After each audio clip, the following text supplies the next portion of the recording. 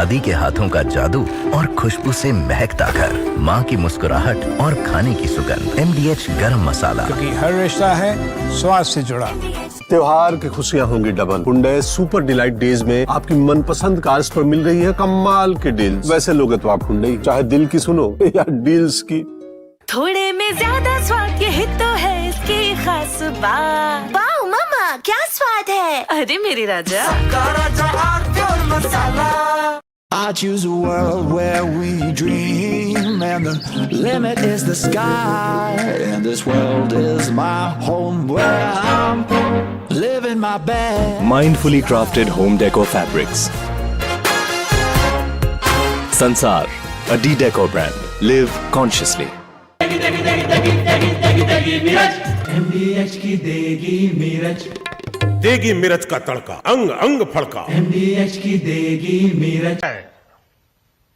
साथियों, विकसित भारत के लक्ष्य तक पहुंचने के लिए हमें आत्मनिर्भरता के रास्ते पर चलना ही होगा और भारत को आत्मनिर्भर बनाने का बहुत बड़ा दायित्व हमारे MSMEs यानी हमारे लघु, मध्यम और कुटीर उद्योगों पर भी है, जो देश के लोगों की जरूरत कम है, जो हम देश में ही बना सकते हैं, वो हमें देश में ही बनाना चाहिए।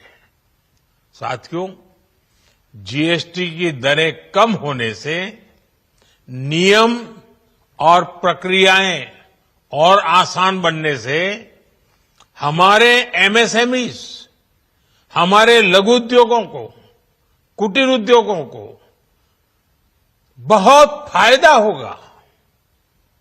उनकी बिक्री बढ़ेगी और टैक्स भी कम देना पड़ेगा, यानी उनको भी डबल फायदा होगा। इसलिए आज मेरी MSME से लघु उद्योग हो, सूक्ष्म उद्योग हो, कुटीर उद्योग हो, आप सबसे बहुत अपेक्षाएं हैं। आपको भी पता है, जब भारत समृद्धि के शिखर पर था, तब भारत की अर्थव्यवस्था का मुख्य आधार हमारे MSMEs थे, हमारे लघु और कुटीर उद्योग थे। भारत की मैन्युफैक्चरिंग, भारत में बने सामानों की क्वालिटी बेहतर होती थी। हमें उस गौरव को वापस पाना है। हमारे लघु उद्योग जो बनाए, वो दुनिया में हर कसौटी पर बेस्ट हो, उत्तम से उत्तम हो। हम जो मैन्युफैक्चर करें, वो दुनिया में आन बान शान के साथ देश के सारे पैरामीटर को पार करने वाला हो। हमारे प्रोडक्ट्स की क्वालिटी दुनिया में भारत की पहचान बढ़ाए, भारत का गौरव बढ़ाए। हमें इस लक्ष्य को लेकर काम करना है। साथियों, देश की स्वतंत्रता को जैसे स्वदेशी के मंत्र से ताकत। From Asia's largest news headquarters, setting the agenda for Bharat.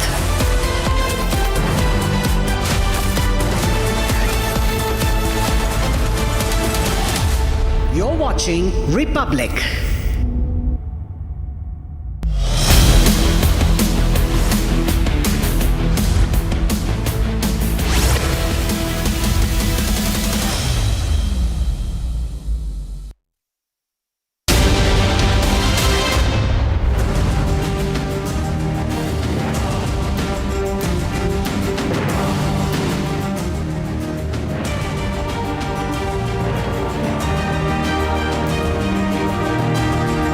What really happened to a school-going child in a Noida school. The mystery behind her death. All this and much more. But up first, let me take you to the headlines we're tracking at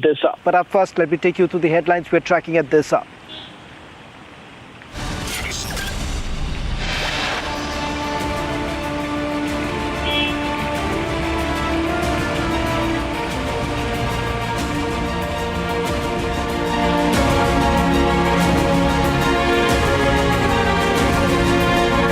Pakistan targets its own people. TTP plans a retaliation. Republic, the only channel with exclusive images from the ground.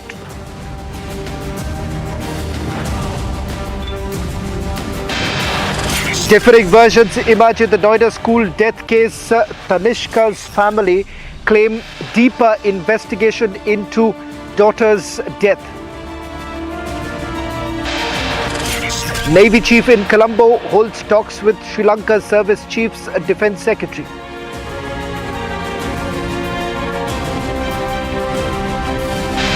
Indian Navy is set to commission its second state-of-the-art anti-submarine warfare shallow water craft.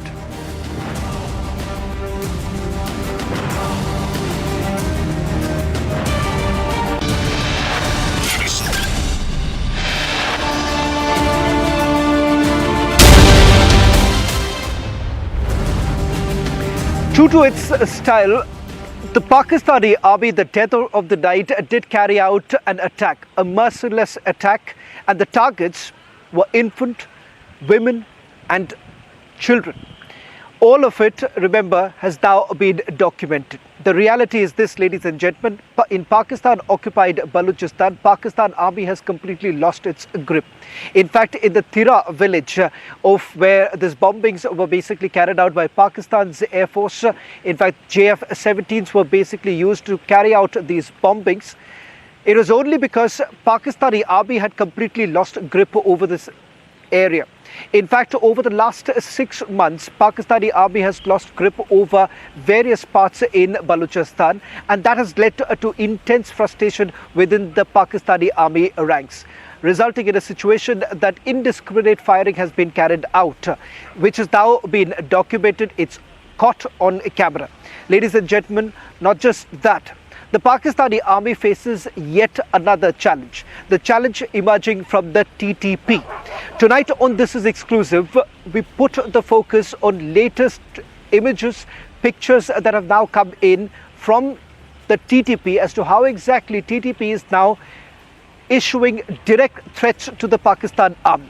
What ramifications does it really have on the ground? And why exactly is the Pakistani army so very frustrated with the moves that they're essentially making right now? Not even leaving children, not even leaving women, they have been targeted. In fact, residents of the area have now found innovative ways to corner the Pakistani army. In fact, this afternoon, reports are basically emerging from Rawalpindi, where there have been multiple protests that have taken place. In fact, there are also indications now coming in that these very groups want to now target the Pakistani Air Force in Peshawar. We'll get you all the latest details, but up first, a quick recap of what we know so far.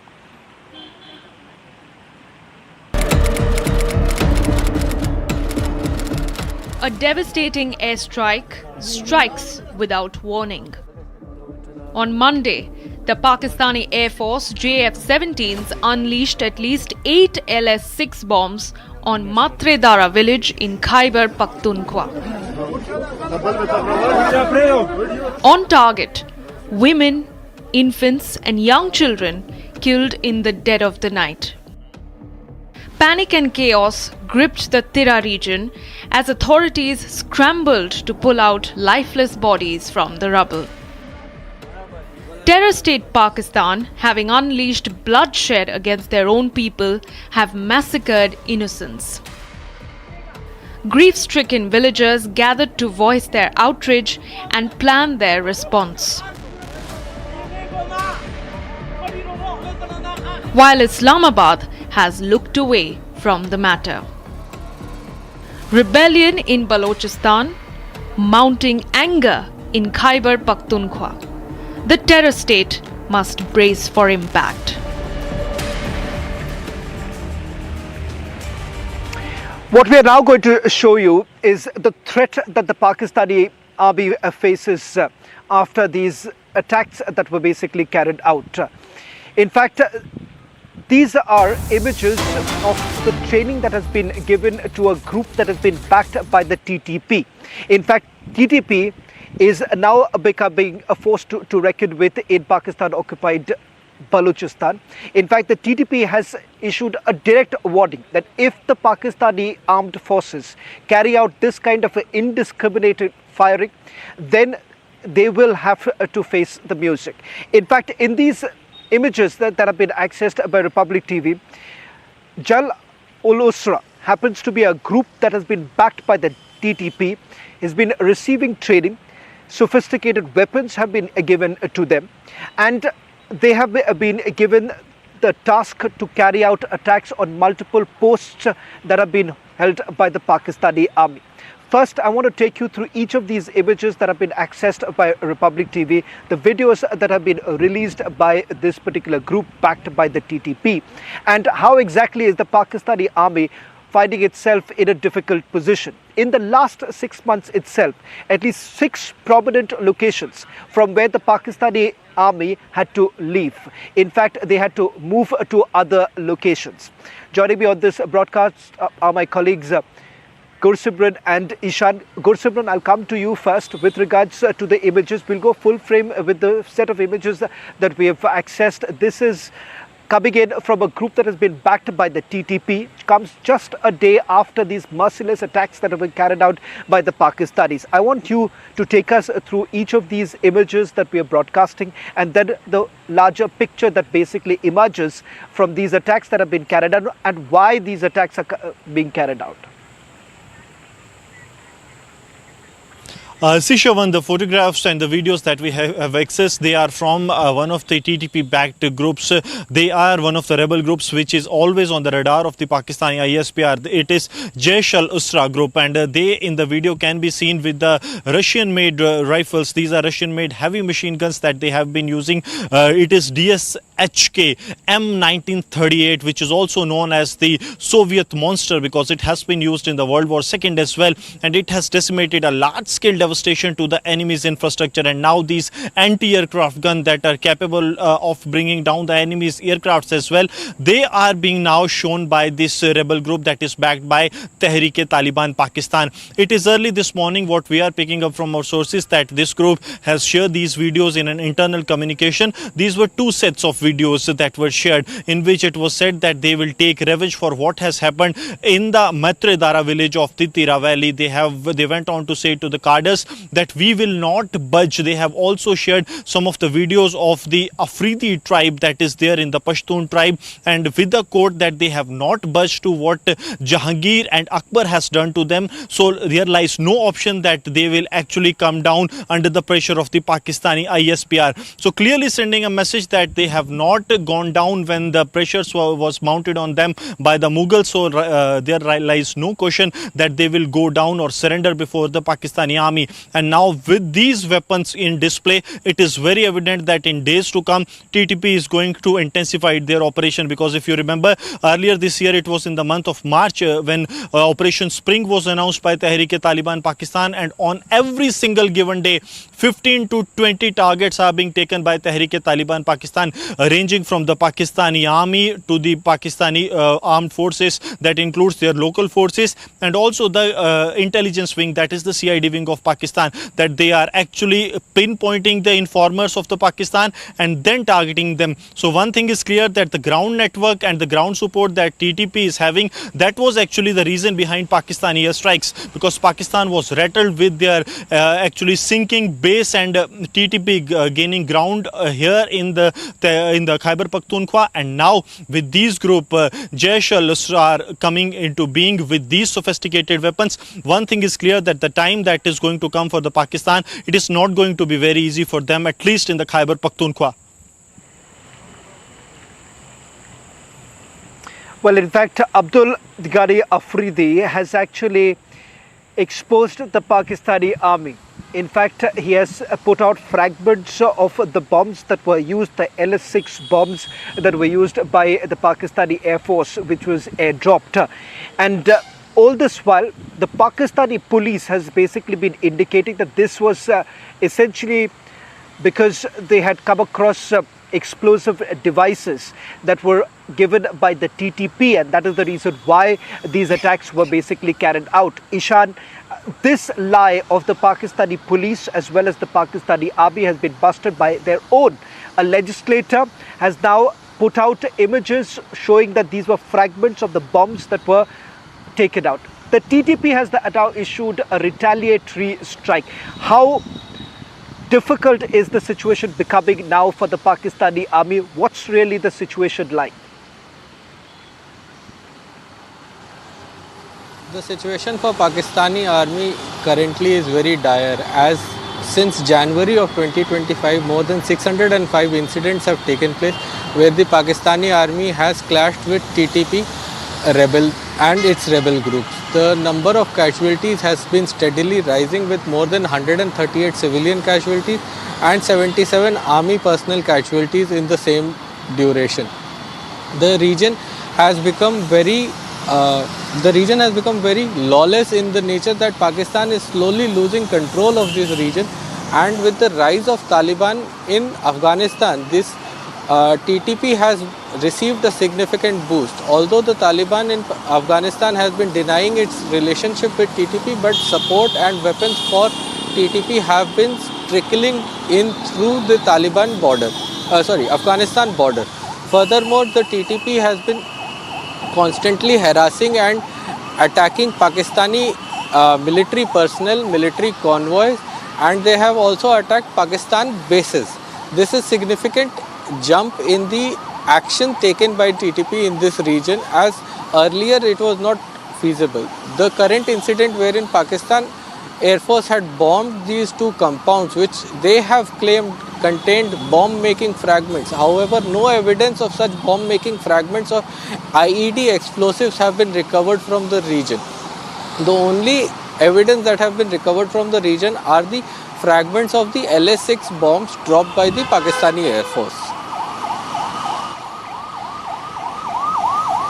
Right, Ishan, I'll just request you to stay on with us. I'll just take a quick word from Goswami. Goswami, the latest information that I have picked up from my sources here in the national capital is that there have been protests that have been carried out in Rawalpindi. We're trying to get our hands on those images. But is there anything more that you are picking up? You're also following the story very closely, because things seem to be going completely out of control. Never before have we seen that Pakistan has basically lost control of at least 6 cities. And they're basically trying to regain the control over these very places. Is there any other fresh details that you're getting apart from the protests that have just taken place a short while back in Rawalpindi? Sisha, when it is Rawalpindi also there where the civil groups are holding the protest in the Khyber Pakhtunkhwa, what we have picked up that in many of the circles the internet services have gone down, but there are large scale protests that are also taking place.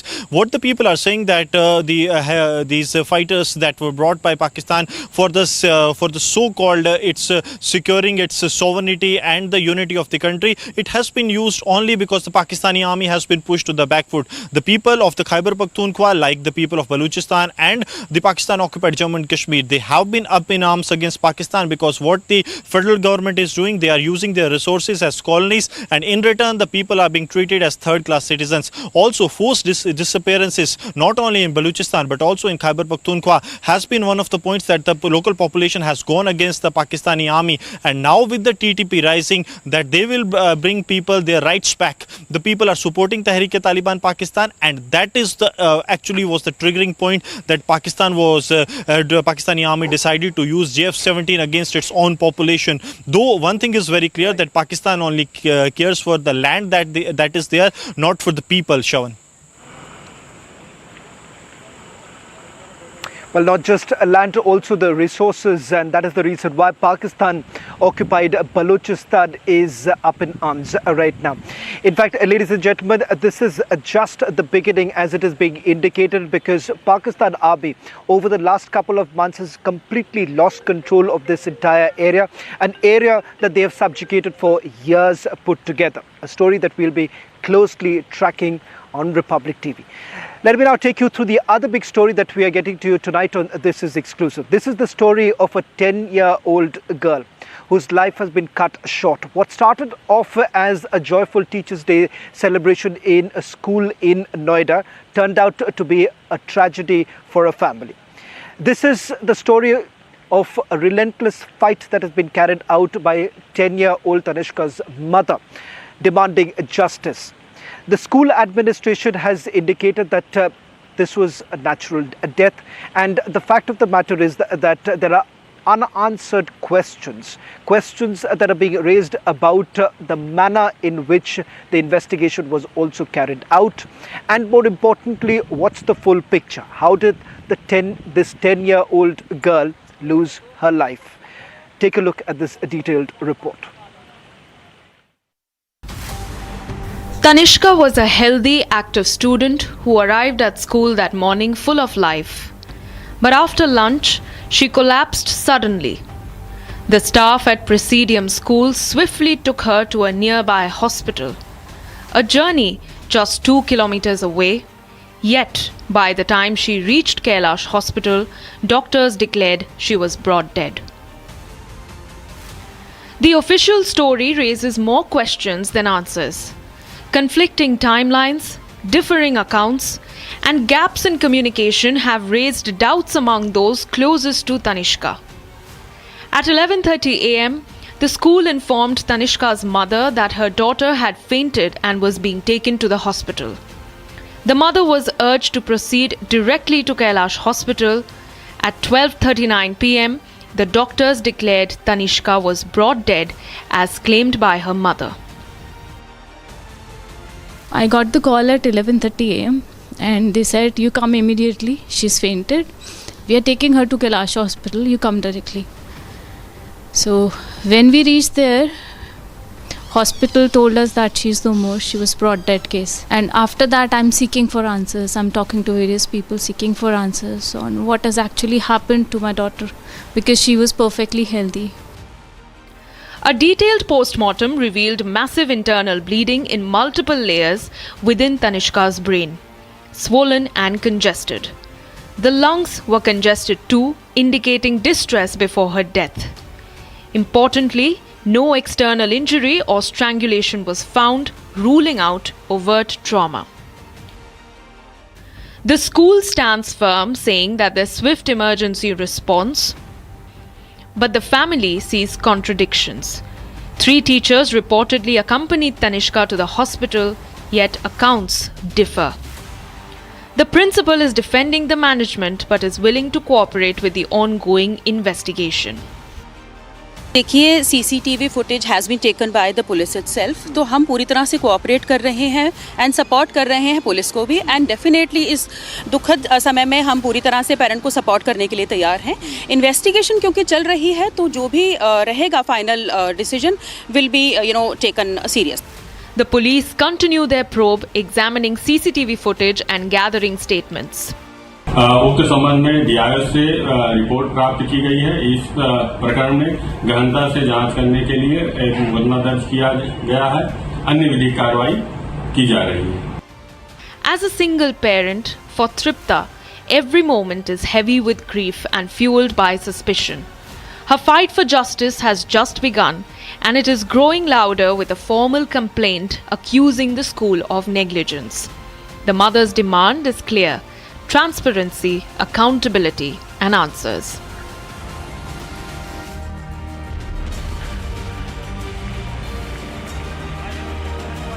Well, that's all that we could pack in this edition of This Is Exclusive. I'm handing over to my colleague Niranjan, who has a big announcement to make.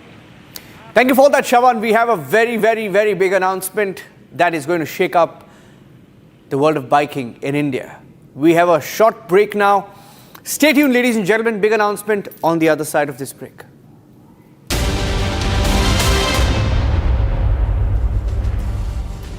Co-powered by Century Ply Club Prime. Raho befikar. Amity has been ranked among the top universities globally for producing the most employable graduates by the Times Higher Education UK. Yet another testimony to Amity's excellent placement record. Viraj Raichand steel. Steel? आपने वरदान steel का नाम सुना होगा। Of course. आप mister वरदान के बेटे? नहीं। छोटे भाई? नहीं। दामाद? नहीं। फिर? Share holder. सही टाइम पे उनके शेयर्स खरीदे, तभी आज मैं यहाँ हूँ। जो आगे की सोचते हैं ग्रो करते हैं। Download grow for stocks, mutual funds and IPO. प्रतिभूति बाजार में निवेश बाजार जोखिमों के अधीन है। निवेश करने से पहले सभी संबंधित दस्तावेजों को ध्यान से पढ़ें। MDH की देगी मिर्च, देगी मिर्च का तड़का, अंग अंग फड़का। MDH की देगी मिर्च। थोड़े में ज्यादा स्वाद, यही तो है इसकी खास बात। वाओ मामा, क्या स्वाद है। अरे मेरे राजा, I choose a world where we dream, and the limit is the sky, and this world is my home where I'm living my best. Mindfully crafted home decor fabrics. Sansar, a D-Decor brand. Live consciously. आधे bowl दही में 4 चम्मच MDH चटनी पुदीना मसाला डाला, stir करो, पुदीना चटनी तैयार। MDH चटनी पुदीना मसाला। त्योहार की खुशियां होंगी double. Hyundai super delight days में आपकी मनपसंद कार्स पर मिल रही है कमाल के डील्स। वैसे लोगे तो आप हुंडई, चाहे दिल की सुनो या डील्स की।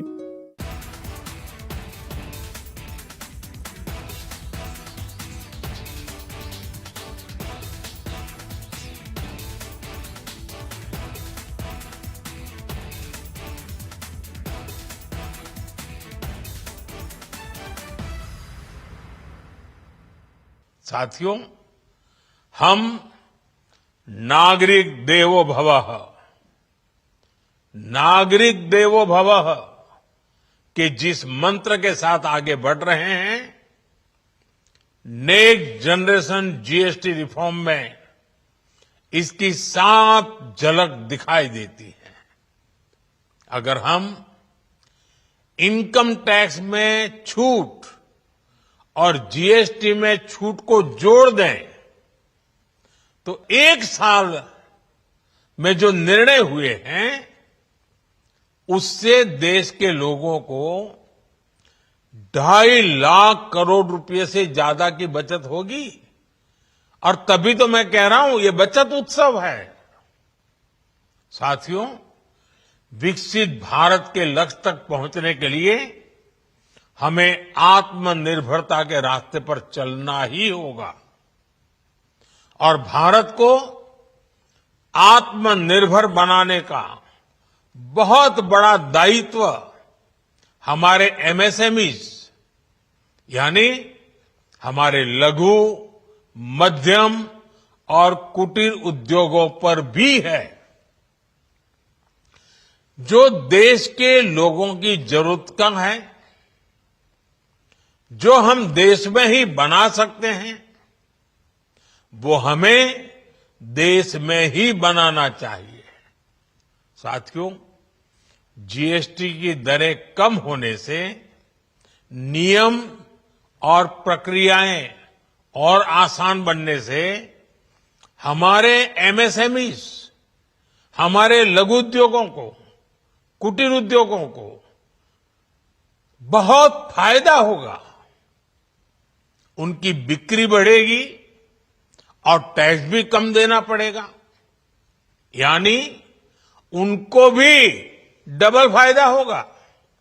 इसलिए आज मेरी एमएसएमई से लघु उद्योग हो, सूक्ष्म उद्योग हो, कुटीर उद्योग हो, आप सबसे बहुत अपेक्षाएं हैं।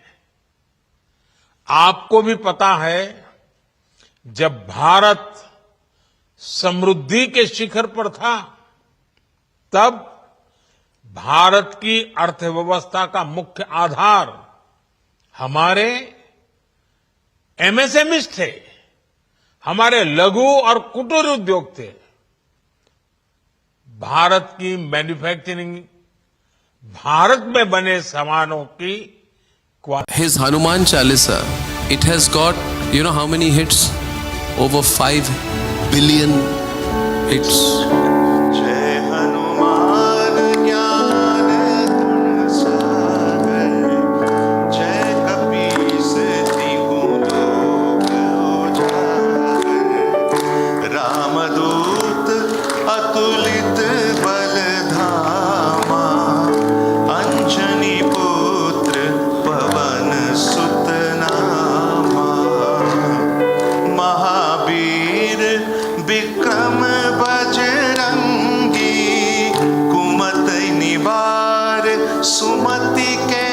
संगी कंचन बरन विराज सुबेसा कानन कुंडल कुंचित केसा.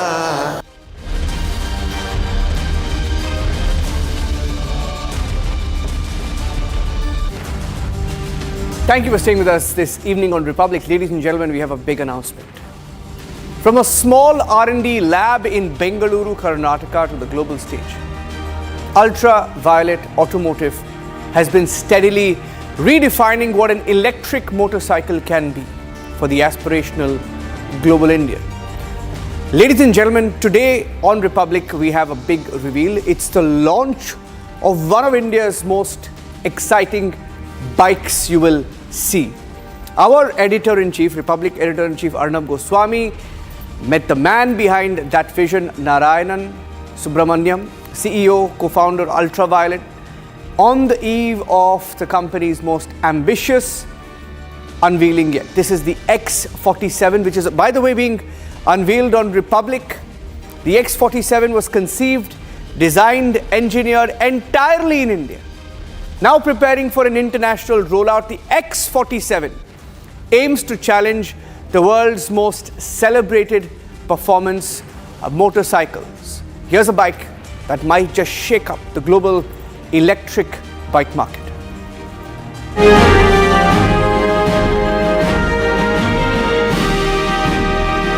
Shall we come? Let's press this together, guys.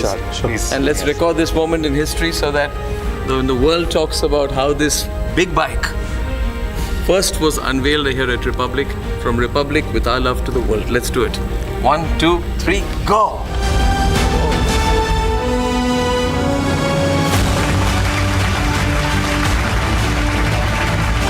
What a beauty. What an effort. Yeah, that's the X47.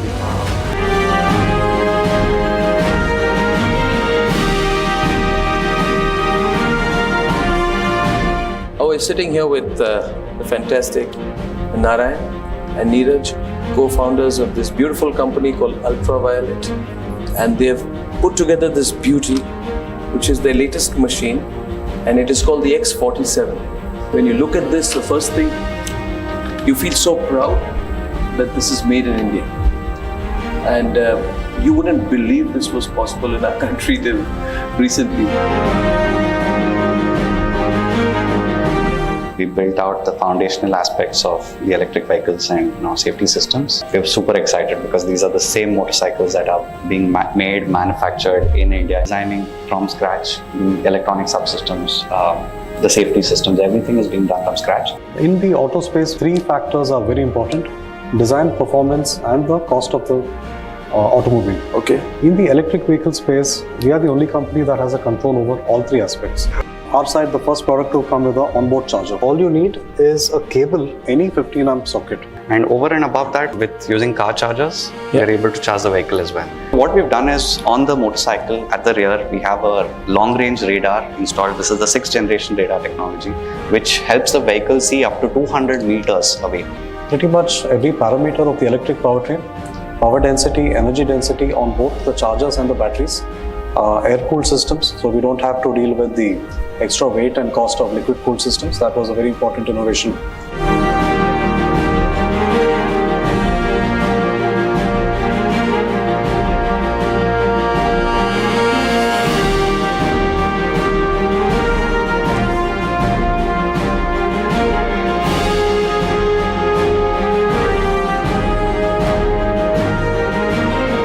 Explain what a street to roadster concept is like. I think the USP of the X47 is the ability to cross over multiple terrain. So from our regular road usage to highway riding to the soft roading and off-roading that you might encounter once in a while on the weekend rides, we've designed it to be capable of all of that. We had the Commerce Minister recently at a startup conference say that startups should not just be about food delivery products, and I think in that cynicism he was making a very strong point, wasn't he? I mean, he was saying that you need to go deeper into product and manufacturing and technology that can take India into a level of manufacturing Atmanirbharta. So I think that is important, So a lot of those times we've seen a lot of skepticism that how will you compete with the big companies both in India and across the world. And while we had that conviction, and while now the 600 people on the team have a lot of conviction, I definitely hope this sparks that intent to back companies, like not just financially, back in every way of support possible from the ecosystem. And if we have 100 more of such entities, then India is going to be at a different scale altogether.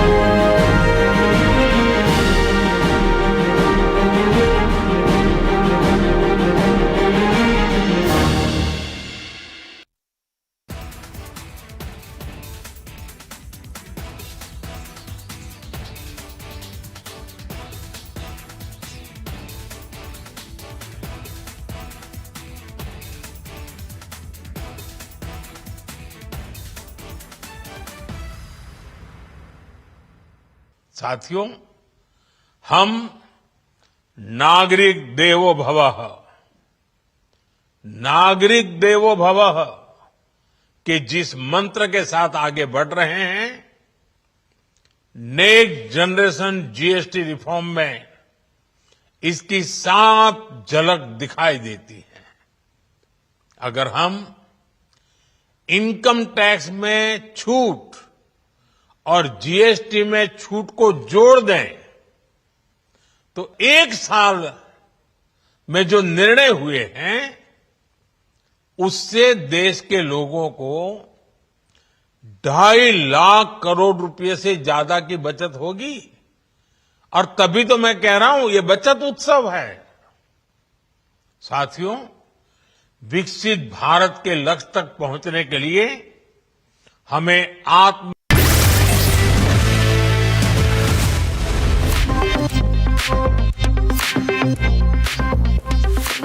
Welcome to the latest edition of Trending Tonight with me, Rakshita. We start with the top trending story of the day, how French President Emmanuel Macron was in for an authentic New York experience as he was left stranded on the streets after Trump's motorcade blocked his way and he had to make a call to the US President. And in More From America, where Donald Trump has drawn a link between Tylenol and autism. He's being brutally trolled over it, viewers. Also, the city of joy, Kolkata, is witnessing an unprecedented deluge right ahead of Pujo. While in Milan, Italy, pro-Palestine protests are stoking riots. Actor couple Katrina Kaif and Vicky Kaushal have shared good news after a long time of speculations. Viewers will also bring you news from across the country. How Assam bid farewell to one of its most iconic singer, Zubeen Garg.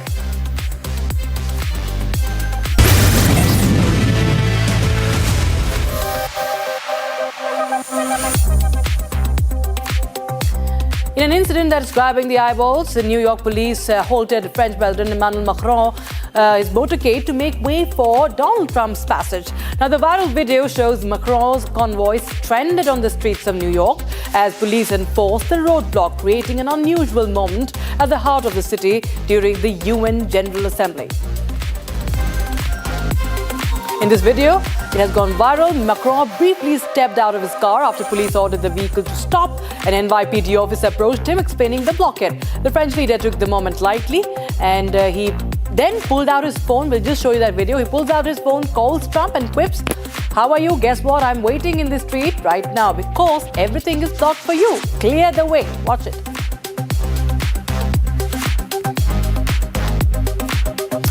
And viewers, Trump's reply, however, to this call has not been disclosed, but the traffic was gridlocked for several minutes as pedestrians crowded the sidewalks to watch both presidents' entourages. Eventually, Macron's team decided to walk part of the stretch with the French president, stopping for photos with people on the street.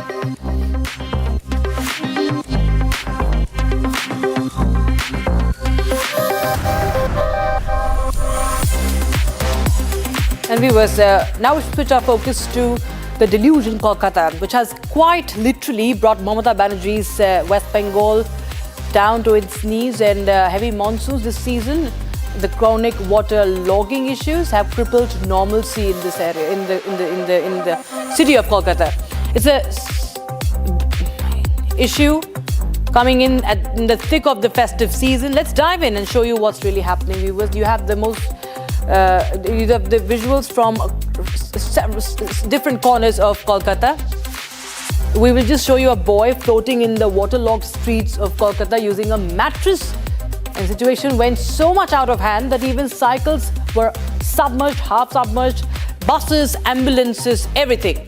The everyday life seems to just be wading through somehow. Though these adversaries are an everyday occurrence, viewers, perhaps